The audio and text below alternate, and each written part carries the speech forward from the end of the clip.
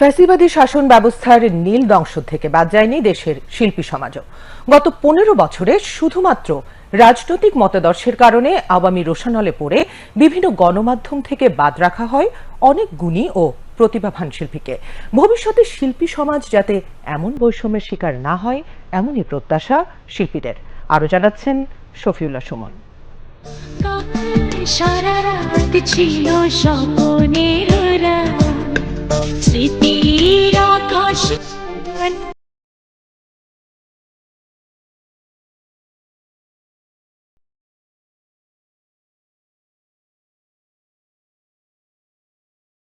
আসিফ, ন্যান্সির মতো গুণী শিল্পীদের বেড়ে ওঠা বিটিভির হাত ধরেই।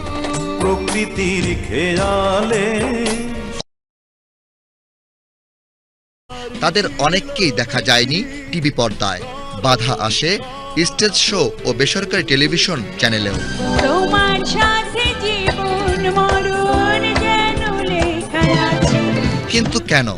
শুধুমাত্র আওয়ামী রাজনীতিতে বিশ্বাসী না হওয়ার কারণে নীল দংশনের শিকার হতে হয় অনেক প্রতিভাবান শিল্পী ও কলাকুশলীকে। ছোটবেলা থেকে আমি যেটা নিজের ক্ষেত্রে বলতে পারি যে আমি তো সরাসরিভাবে কোনো রাজনীতি বা রাজনৈতিক দলের সাথে সম্পৃক্ত ছিলাম না, তাহলে আমার প্রতি আচরণটা কেন করা হলো? শুধুমাত্র আমি গাজী মাজরুল আনোয়ারের মেয়ে তাই বলে?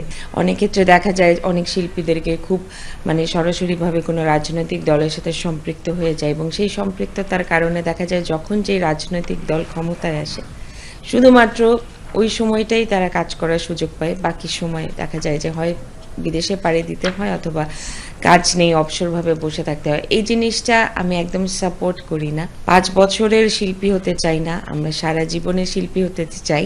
শুধু তাই নয়, কালজয়ী অনেক শিল্পী ফ্যাসিস্ট সরকারের রোষানলে পড়ে দেশ ছাড়তেও বাধ্য হয়। দলীয়করণের ঊর্ধ্বে থেকে যদি আমাদের সংস্কৃতির বিচারটা হয় তাহলে বৈষম্যটা থাকে না।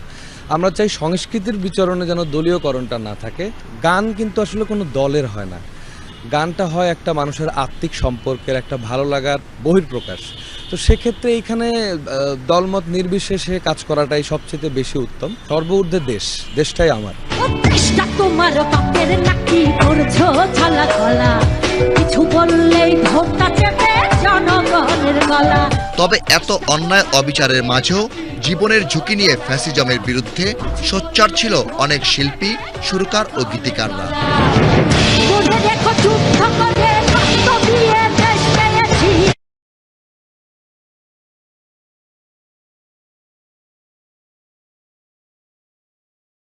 বৈষম্য না হয় সেটাই প্রত্যাশা শিল্পী সমাজের।